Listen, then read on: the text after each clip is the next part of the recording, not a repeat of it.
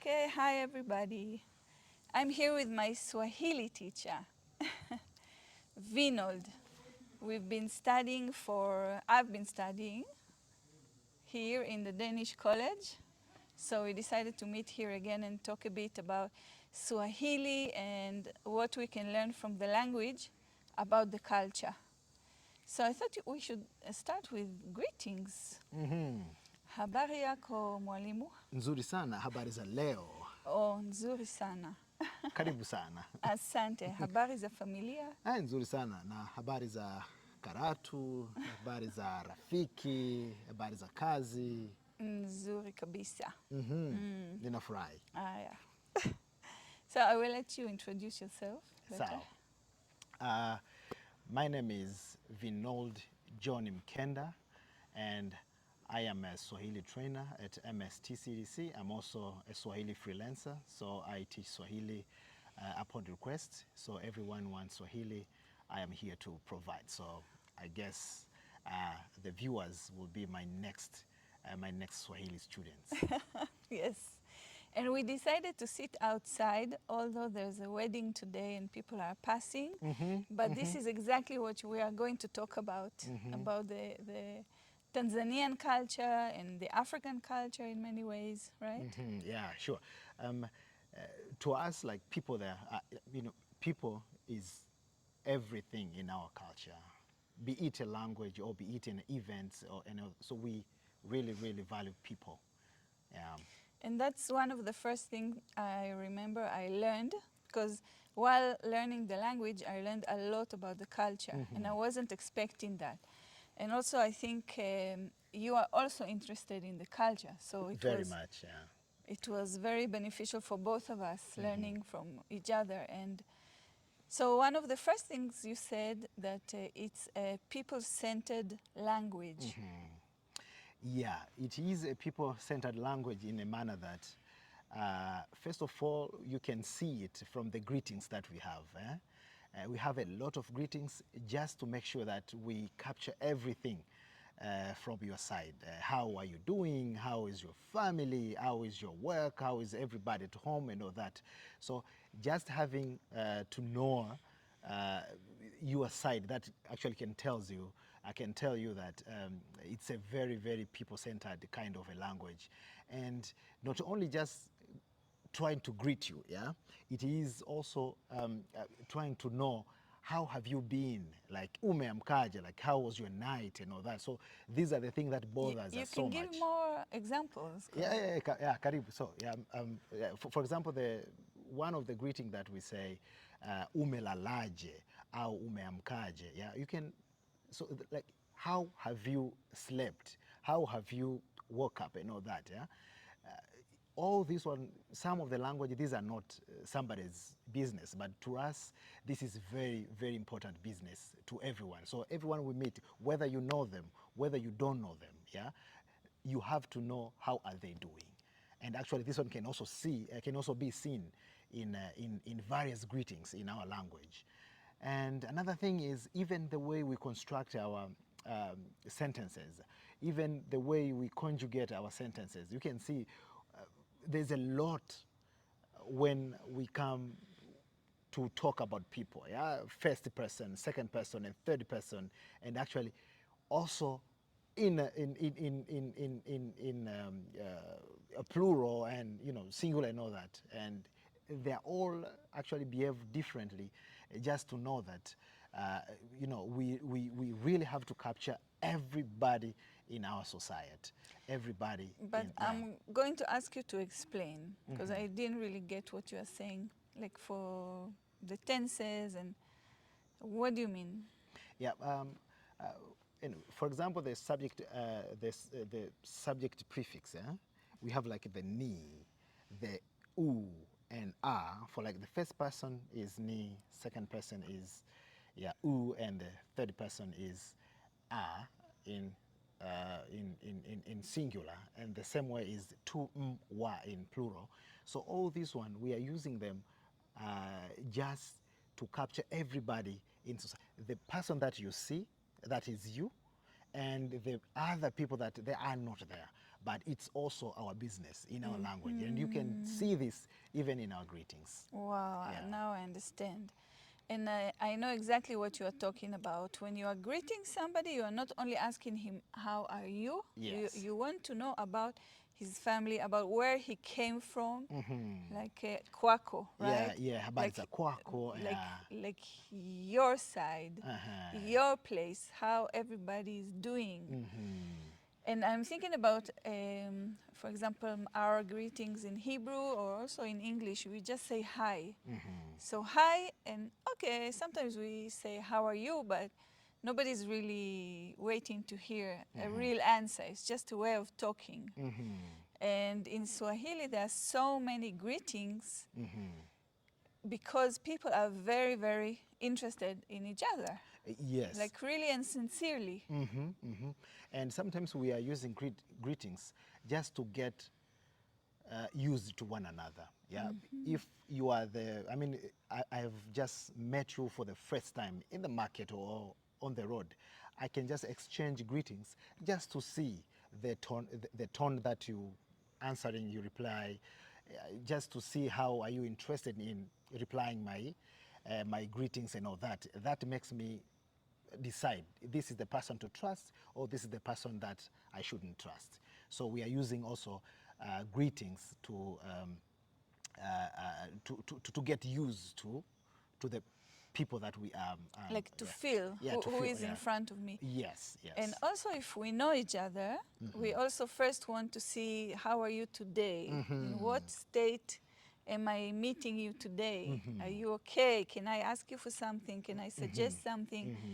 Right? Yes. And like when I started to come to Tanzania, first I was, in the Western mindset, so I was really, really fast. If I meet somebody, oh, I need this, oh, I want to do that, oh, can we go there? And I realized people are not even, they're not even ready to what I'm bringing on them because they're so used to first greet and take the time. So at least one thing that I'm practicing is to slow down and let the person really, get used to me for a minute, and then we can discuss things, right? Yeah, it's like, how are you doing? Yes, you have a business, but how are you? Yes. Oh, that's amazing. That's beautiful. That's the thing. No, forget about the business that we're bringing on the table, or forget about the busy word. Like, how are you doing? You as a person. And it's really important. Yeah, that's very important. That's I don't know. That's new to us. That's different for us, and in this at the same time, people are looking for that. Yeah. They miss that a lot. Yeah.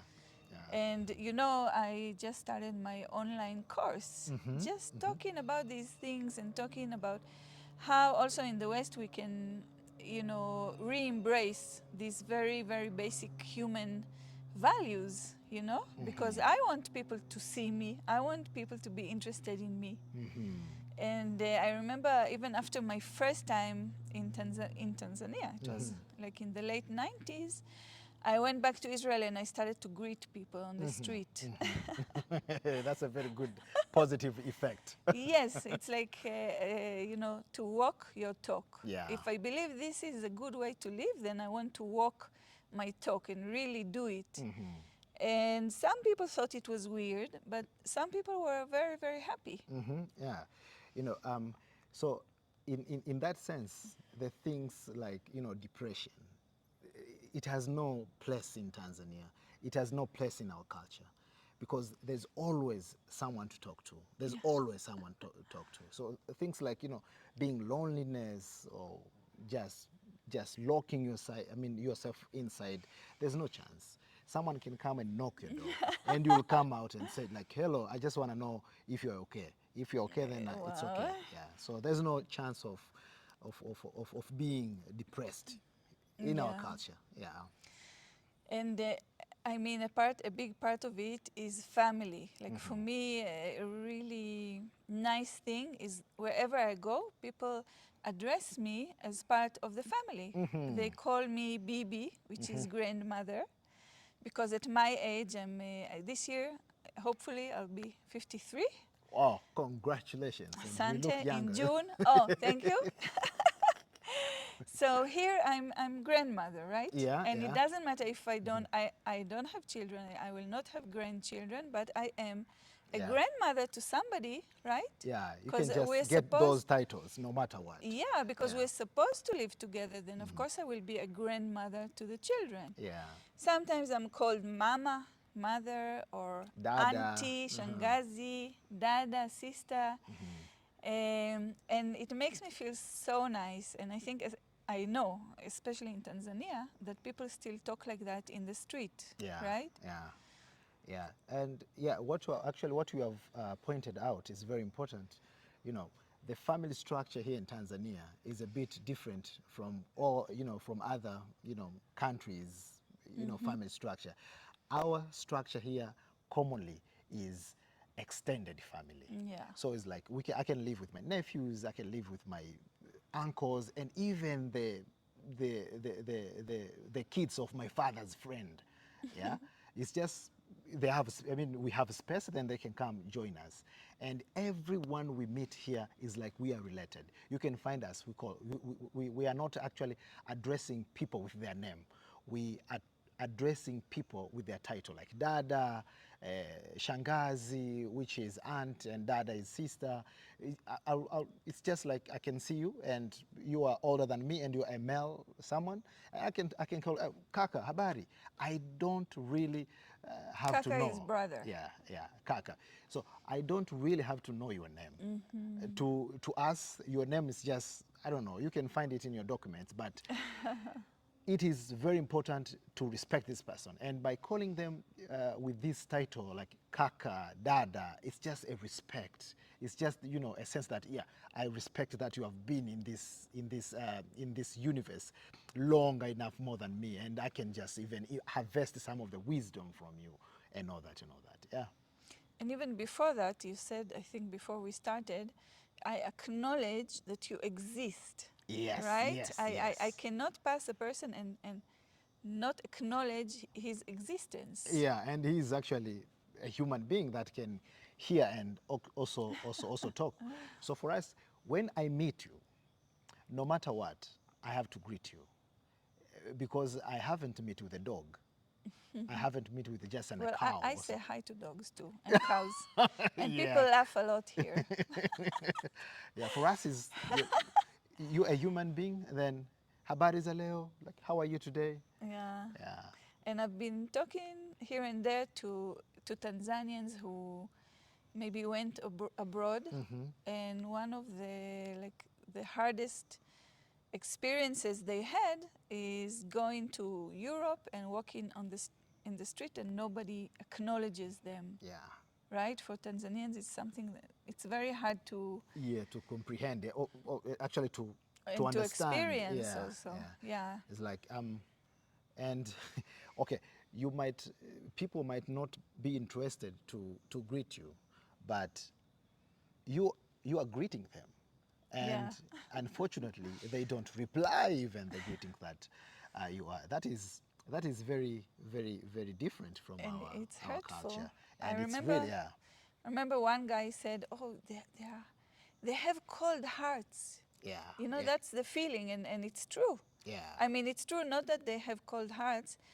What I mean to say is that we should be, as human beings, friendly and not completely disregard Yeah. people around us. Even it doesn't matter if we know them or not. And this is part what I'm trying, the inspiration I'm trying to share, actually, because this is what I've been experiencing here, and I like it much better than ignoring people. Yeah. But also about the family, I wanted to connect it to what you said about depression. Like if you're always surrounded by family, then you never feel like you have nobody in this world, or because these are feelings that people in the West experience, and that you're alone, and not only that somebody will come and knock on your door, but you go around your whole day knowing that you're surrounded by family, even though you don't know people. And I think that's a very different existence, right? That you are living surrounded by your family. Yeah, and actually you have said it, you have put it very, very correct. Yeah, being having having like someone to talk to, that is a plus. Yeah, and as I think I remember, I gave you this an example when we were in class. Is it's very easy here to get a glass of water at any door. Yeah, it's very easy. And even our culture, when you just passing by a place where people have just seated, yeah, you can just sit and get a glass of water before you go. So no matter how hurry you are, yeah, there is always a chance for you to greet and to respond to greetings. Yeah, and I also gave this example. Yeah, back in the time it was even more beautiful. You can just go somewhere, knock on somebody's door, and then they will let you in. I remember you told me about Yeah. your grandmother, Yes, right? yes, yeah. So you can tell the Yeah, story. actually, you, these my grandma and my grandfather, they used to walk, one village to another village, yeah. And most of the village here, they were very scattered, so you need to walk maybe even 2 days to find another village, and probably if the night fall at the middle of your journey, you can just look at the nearby house and go and knock. They will let you in because you are just a human being. Then you are one of them, so they just let you in, and they will give you everything. And actually, they won't even ask what's your name. And you can see this. Wow. Yeah, you can see this even in a modern places like we have bars. Yeah, like where people meet and drink. Yeah, I can just come from my house, going to a bar, just seeing people just sitting. I just don't know them. I grab my chair, sitting with them, immerse, like swimming into their conversation, like talking to everyone, and nobody even asking, where are you coming from? Why are you sitting with us? It's like, yo, come here, and at the end of the time, then if someone is more interested with you, and then that person can ask, what is your name? Where are you? What are you doing? And all that, so we can exchange contact and all that. But you can talk to everybody. You can talk to anyone here. And you can be part of the conversation, even if you were not in their cycle. Yeah. Yeah. And you don't need to be invited. You don't need to be invited. You can just go. Yeah. That's very, very beautiful. Yeah. It's something that we cherish it, and it's something that we love it. And even in meetings, yeah, even in meetings, or even in so our meetings does not start on time most of the time, yeah. Not because we don't know the sense of time, it's just because we value people the most. So we wait, everyone is arrived, and then we start. Yeah. So you can find some. This is a weird kind of culture, but to us it means a lot. Yeah. Everyone is, because the value of the input, like of everyone, is valued. So if we are 30 that we agreed to meet, and then at least 15 have to be available so that we start the meeting. At least half of the attendance. Yeah. So for us, it's like we are more people-oriented more than task-oriented. So the task is there, but we need people. And I think, I mean, if you say it's weird when the Western culture and African culture collide. Collides, yes, yes. Because I mean, any Western here knows this feeling, and also me. Like one time, I was invited to this kindergarten celebration by the parents of this sweet girl that I really, really loved. She called me Bibi, of course.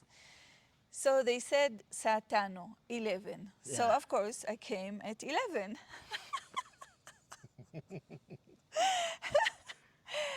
And of course nothing happened, and nobody was there, and it took ages for the parents to come, and the parents that invited me were nowhere to be seen.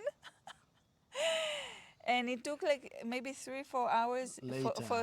for the children to start. They did this kind of really, really nice show for Sure, us. yeah.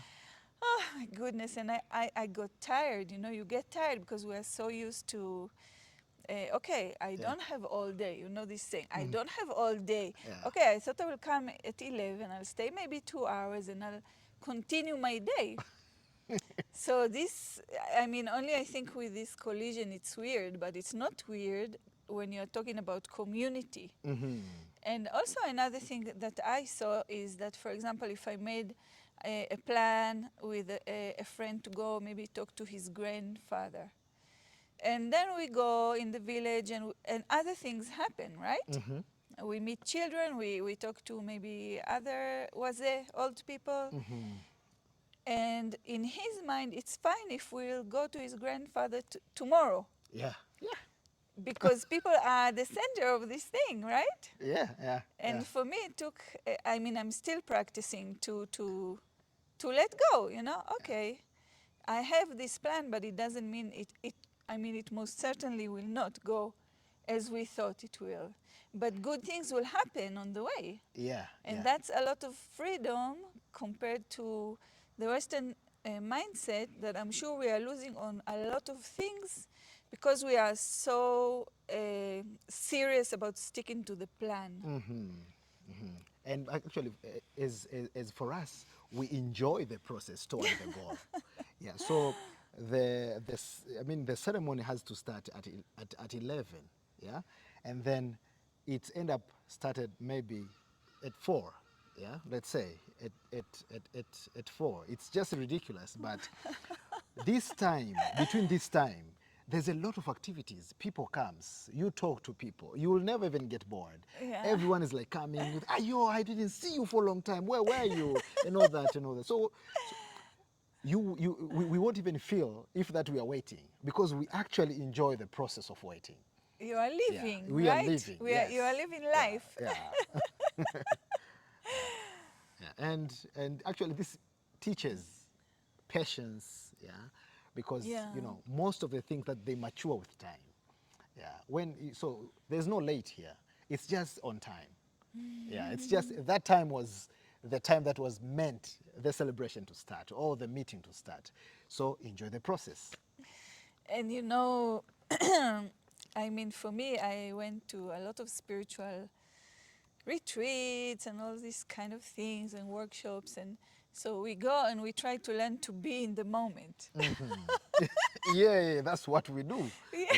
Yeah, enjoy the moment. So if you want to really practice being in the moment, just come to Tanzania. Yeah, Really. I'm telling you, that's what it is. Yeah. I say a lot to my friends that a lot of times just a conversation I'm having with somebody on the bus or waiting for somewhere, it's like I went to spiritual retreats to learn that, about gratitude, about many, many values that we go and practice, because in the West we drifted so far from the values of community, which should be, of course, it used to be the values of every human community, Yeah. right? Yeah. Yeah. And the West, especially, it's centered about tasks and about productivity, which is also an evil word.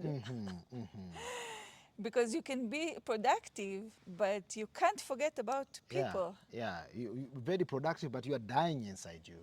Yeah, You are not. exactly. You are not enjoying the life. Yeah. So for us, it's like, you know, people are everything. And actually, when you wake up in the morning, so you have this health. Yeah, that's a plus. So you have won the day. Yeah, you have just. It's a goal because you have this health. Make sure your existence touches everyone that you meet on that day. Yeah, no matter that you are going at work, so you need to have a time to. Everyone should know that this person is alive. Yeah, So by you stop greeting. and you talk, Yeah, you stop, you talk. You can even go and knock to your neighbor's house, like, "Yo, are you guys awake? Are you doing fine?" And then you go to work, and that's how it was. Yeah. And also, can you talk about, did you win the day? Yeah. Of course, even the greetings, yeah? We have these greetings, umeshindaje. That means, how have you won the day? Which translate, how was your day? You know, there is a lot that can cause you lose this breath that we have. Eh? And then I happen to meet you in the evening. Yeah.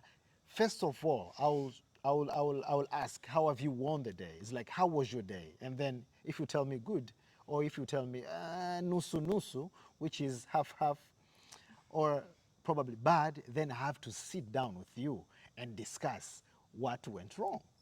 Yeah, and by doing so, I can also give you my experience on the situation that you are in. Probably you were, you know, I was in the same situation back in a time. So exchanging for us, exchanging words, exchanging experience is very vital here. Which it should be. Yeah. And also another thing is you understand how valuable it is to listen to your elders, right? Yeah. Which we a bit forgot about. Yeah, and yeah, and actually, in our culture, you know, in the Western culture, I've been teaching Swahili to foreigners for quite some times. So I had an opportunity to meet a lot of people from all over the world, and one thing one thing that was shocking me when when I was teaching people Swahili and culture is people, they don't want to be called wazee, like the older, the elder, yeah, like the older person, like yeah, you the older people, yeah. Yeah. So for us, even a man like me, I will prefer to be called older man, because being called mzee, which is the older person, mzee here, it is not just mzee, the number of the age. First of all, is the wisdom that you have inside you. Someone call you mzee is like this person understand that you will be in a very good position to advise them over a certain matters, having a lot of experience, yeah, in your lifetime. So for us, wazee ni hazina. So the older people are treasured to us. And you can find even the chairman of the clan must be that's older person. We are actually dying to have that position, but we are not having wisdom enough as wazee have. Kwa hivyo, you can be called mzee, and that does not mean that you are nobody or you are useless, but you are just wise. Someone can, you know, can settle disputes. Someone who can, you know, give solution to various matters and all that. Yeah. Yeah, so that's a very big issue. Like for me, I'm so happy when people call me grandmother Bibi, because I started my education when I was 23 the first time I came to East Africa and to Tanzania, and I loved so much to see, especially to see the old people living with their families. Which for us, a lot of time, they are, you know, the old people's home, and there's this kind of unnatural separation. So for me, I'm already educated, and I'm very happy that it's not an issue, you know, that here you can address a woman, especially, you know, for us women in the West, it's a bit, we have a thing with our age, you know. So you can address a woman as grandmother, and she will be honored by it. Yeah. And of course, also for men. So this is a big lesson for us. And I even have a whole lecture only on that, like what we can learn about how African people treat their elders, even how they their connection to death, which is not, I mean, for us it's like,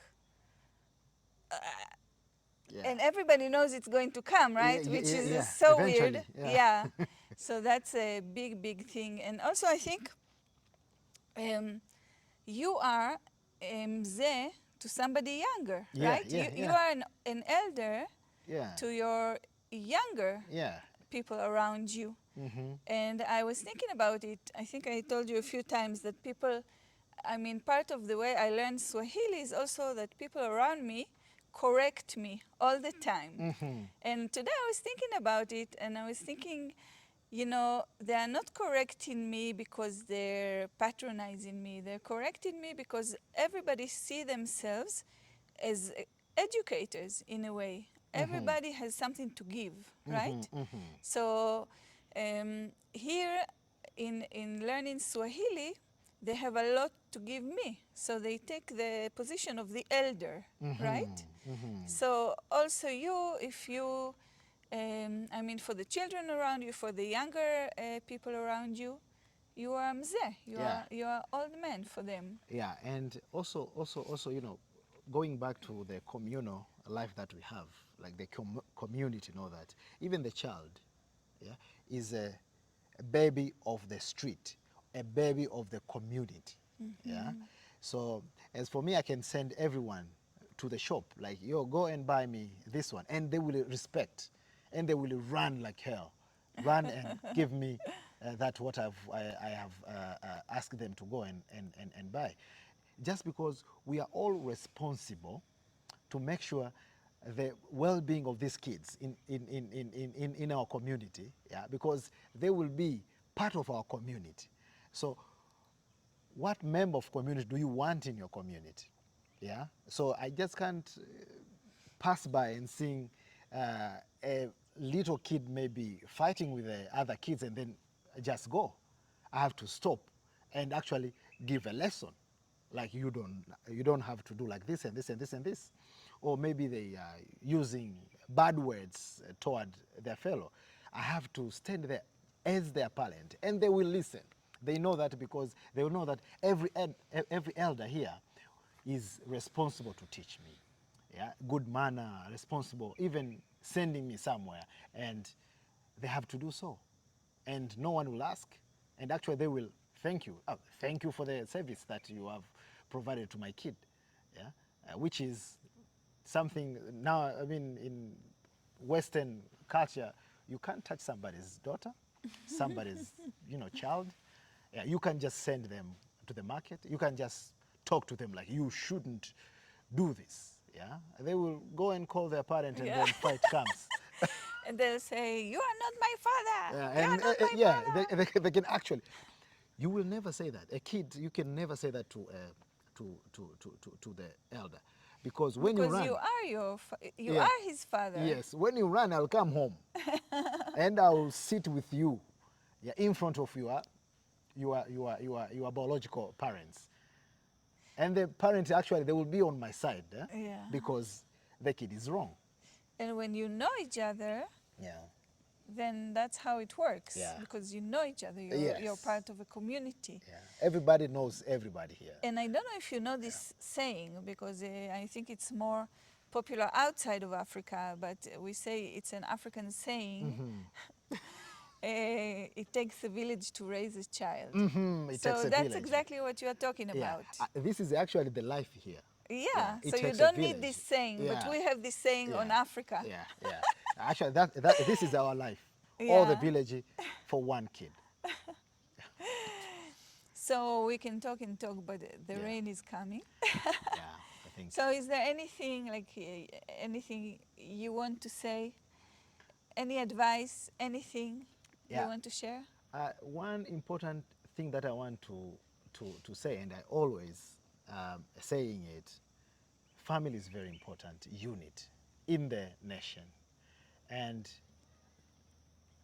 it is that important because it actually, I don't know, what should I say, is actually contribute a lot toward the nation, even the mission of the nation, even the economy of the nation, and so forth. So if we really invest in our family so that we can feed the nation with the good people, that will be very important. And the only thing that we can invest to our family is having the community kind of a life. Everyone should be a watchdog. That family, they have this problem, and you will be able to advise them. You can only do this when you decide to live as a community. When you decide to live as extended family, yeah. Yeah. And I think it starts for us, for Western people, it starts just in doing that, even between me and myself, to see people around me like family or extended family, because for us, the way, we still have a long way to go. But just to begin from that, to feel responsible. For the people around you. Yes, and I think a lot of people will recognize that, and a lot of people want it, so they will react to me, you know, and things will start to change around. And I remember you said, just talking about the family, I remember you said it's like, you know, to be a good member of society, it starts with the education you get at home, right? And I remember you said something very nice about the mothers. Do you remember? Yeah, yeah, yeah, yeah, yeah. Yeah, I remember it. Actually, mothers are very powerful in our societies. Yeah, In women. any Yeah, society. Yeah. yeah. At least I have the examples in my society, and I'm sure mothers are, you know, mothers are everything in our families. They are doctors, they are teachers, they are psychologists, they're like everybody, you know. So women, if they really know their role, they can actually produce a very good community. Yeah, you know, men, they are really, you know, outgoing people, going, you know, to work, you know that. But the one who really care about family is mothers. Mothers are the one that they can end or start the fight. Yeah, and I told you, there's this a very good phrase from the South African: you strike a woman, you strike a rock. Yeah? Omutindi vafazi umutindi ng'owoko. Kwa hivyo unaweza ukaenda ukaisoma. You can also go.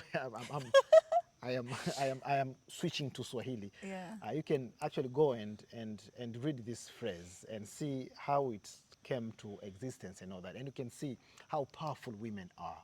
Yeah, and you can value Oh, yes. the state of just being a woman. Yeah. And let me just translate to Western, Western language. You know, also women work also here, but still they are the one who are they are the ones who are holding the family. No matter how you look at it, the woman is the one. How did you call it? I think manager, Yeah. like the manager The of the managers family, of the family. right? And I think, like I told you, I've been working with women for over 20 years in Israel.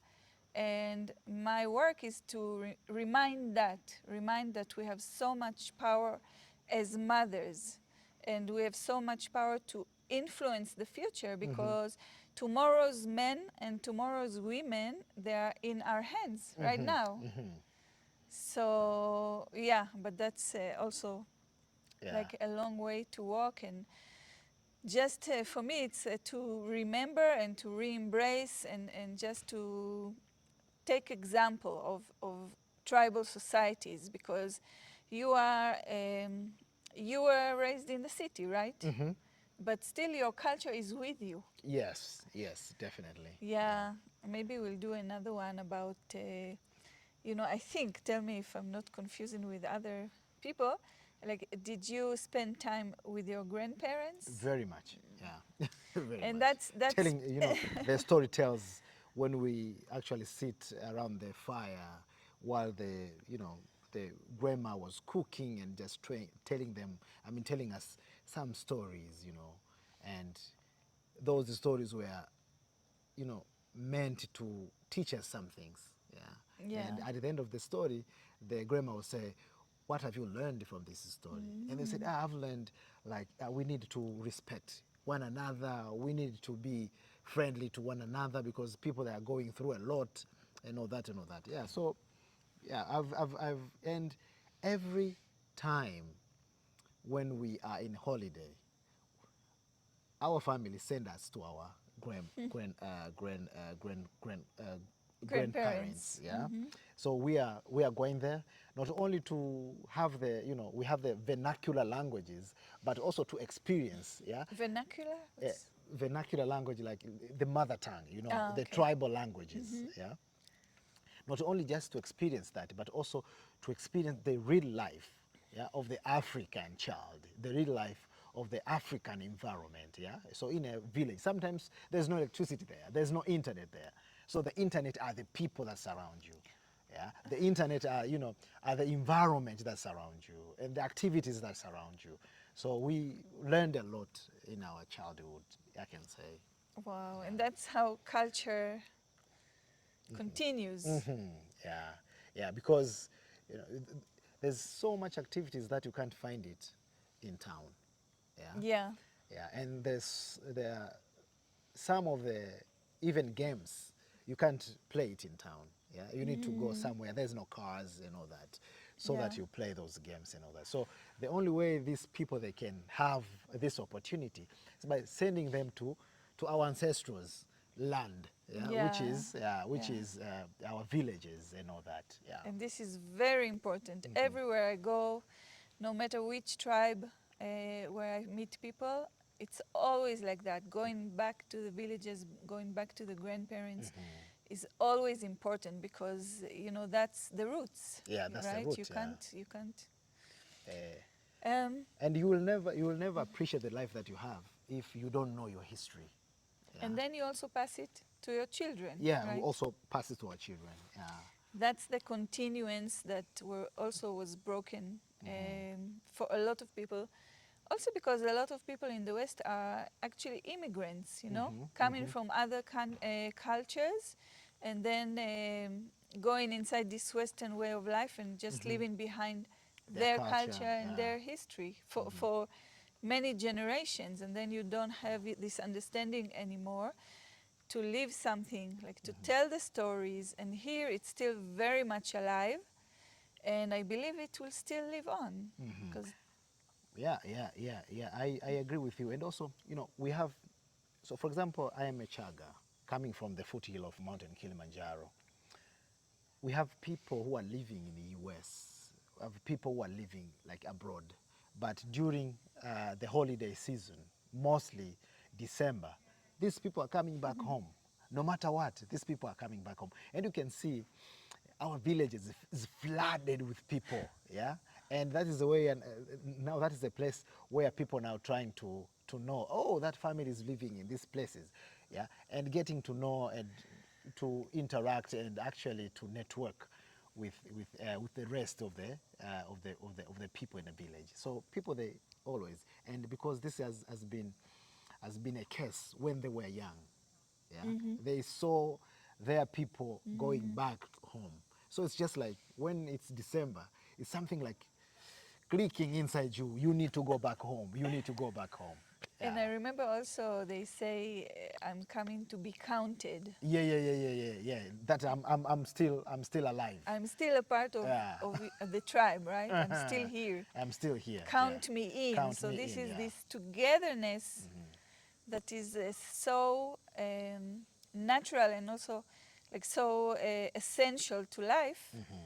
And we can do that. We can do that. I believe we can create togetherness in our own lives with our own circle of people, family and friends, and but really to see each other as family. Yeah, and actually even to make it more interesting, when we were discussing about the communal life, yeah, people they were back in the time, people they were, and if even now, people are eating outside, yeah. So when it is lunchtime or dinner time, people they are going outside their house and eat, yeah, so that anyone that passes is welcomed to join the meal, yeah. And we were like eating together, yeah, and everyone is like, you can join the meal. Yeah, that's Wow, why people they were eating outside. Yeah. amazing. So last thing I want to say is, you know, you're a Swahili teacher, but you also like you are learning and studying Swahili, the Swahili language very deeply. I can't remember. Are you doing now your PhD. PhD? Yeah. I want to learn more. Why are the things that look like the way they look in relation to the culture? Exactly. Yeah. Because the language is really is a mystery, right? Yeah, It's kabisa, amazing how it's entwined with culture, and you know you can't separate language and culture, and you can learn so much about the culture through the language. Yeah, through the language. Yeah. Yeah. So, interesting. Yeah, and also, eh, there is a lot of development and all that, technology and all that and all that. How are we going to integrate that in our culture, using these technological facilities to preserve our culture? So that should be there. So for the next generation to at least know what we're doing. Yeah. Well, this is Yeah. something. Yeah. We're putting this on YouTube, so that's technology. Yeah, that's how technology affects the culture as well. Okay, so we are going to end with greetings like always. So asante sana mwalimu. Asante sana, karibu sana. Asante. Always you say karibu, welcome. Welcome. Always, always. Yeah, karibu is for everything. Yeah. Yes, and because people mean it. You're really welcome. You are counted. You are part of us. Right? Yeah, yeah. Always we use karibu and asante. So welcome, and we appreciate by saying thank you, asante. Thank you. Yeah. So anybody interested in learning Swahili, really, my first and last recommendation is Mwalimu Vinold. Yeah, asante sana. And I have the Instagram for my school. Okay, so I'll put it Yes. in the description. Bomba bomba. Bomba Yeah. bomba. That is awesome. Bye. So just